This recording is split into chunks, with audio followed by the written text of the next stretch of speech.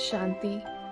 8 जनवरी 2024 के साकार बाबा की मुरली का सार। बाबा कहे, मीठे बच्चे, बाप की याद में रह सदा हर्षित रहो। याद में रहने वाले बहुत रमणीक और मीठे होंगे। खुशी में रह सर्विस करेंगे। मीठे बच्चे, बाप की याद में रह सदा हर्षित रहो। याद में रहने वाले बहुत रमणीक और मीठे होंगे। खुशी में रह सर्विस करेंगे।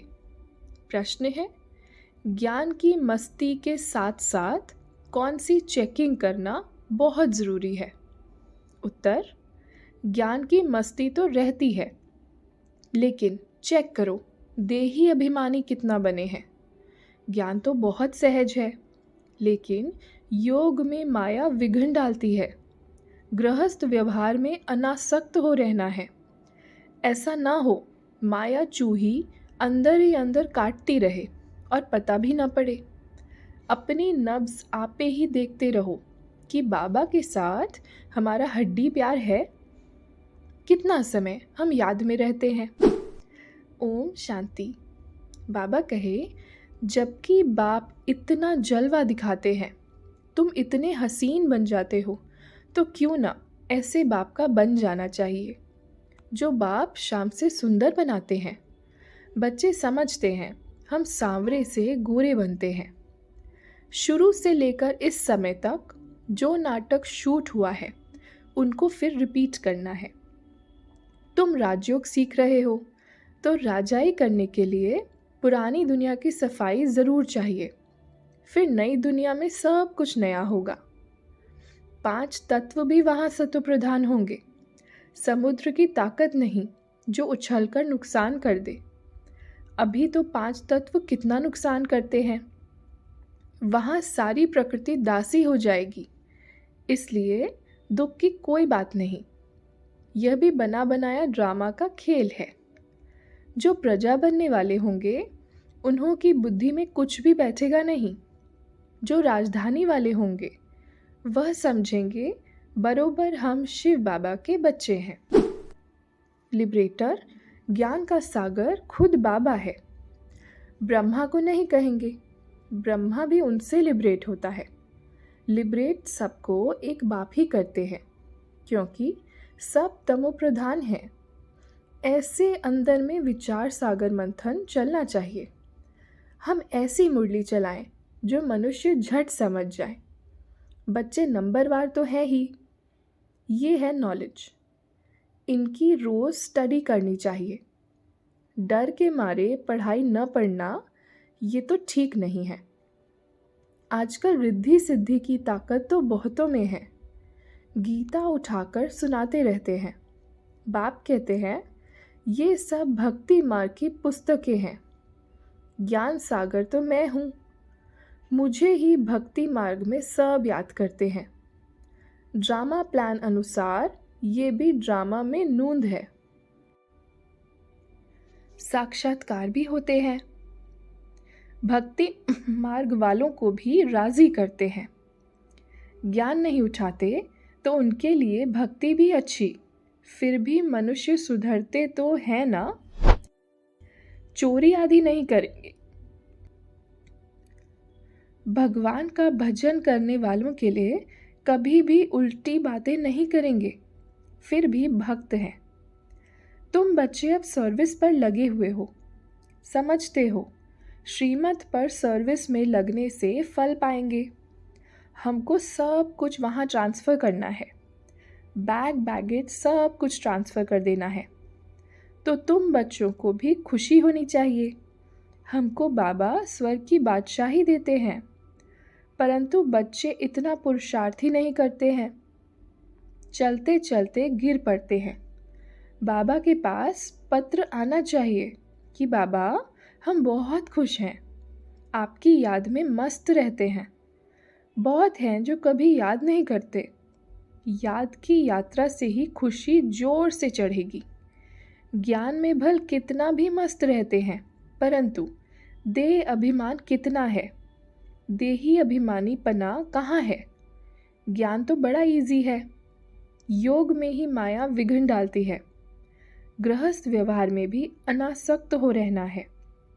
बच्चों को पता नहीं पड़ता कि देह अभिमान आने से कितना नुकसान होता है। ऊंच पद पा नहीं सकेंगे। बाप से पूरा वर्षा लेना चाहिए।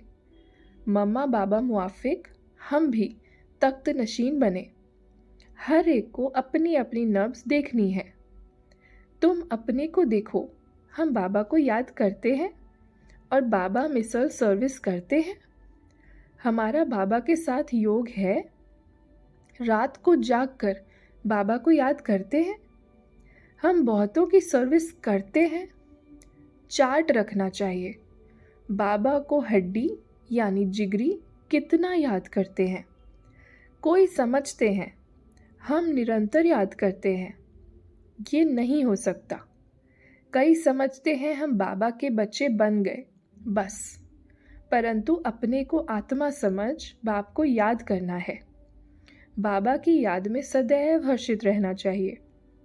याद में रहने वाला सदा रमणीक रहेगा, हर्षित मुख रहेगा। किसको बहुत खुशी से और रमणीकता से समझाएंगे। बहुत थोड़े हैं जिनको सर्विस का बहुत शौक है। गाया भी हुआ है, ब्रह्मा द्वारा स्थापना, शंकर द्वारा विनाश। गीता द्वारा ही आदि सनातन धर्म की स्थापना हुई थी। सिर्फ उसमें भी भूलकर श्री कृष्ण का नाम डाल दिया है। बाप कहते हैं वह तो पुनर्जन्म में आने वाला है, मैं तो पुनर्जन्म रहित हूँ। तो अब जज करो कि परम पिता परमात्मा निराकार शिव या श्री कृष्ण। गीता का भगवान कौन? भगवान तो एक को ही कहा जाता है। फिर अगर इन बातों को कोई मानते नहीं है तो समझना चाहिए ये अपने धर्म का नहीं है। सतयुग में आने वाला झट मानेगा और पुरुषार्थ करने लग पड़ेगा। परंतु देही अभिमानी अवस्था कहाँ है? एक दो के नाम रूप में फंसते हैं। बाप की महिमा है प्रेम का सागर, ज्ञान का सागर। वैसे बच्चों की भी महिमा है।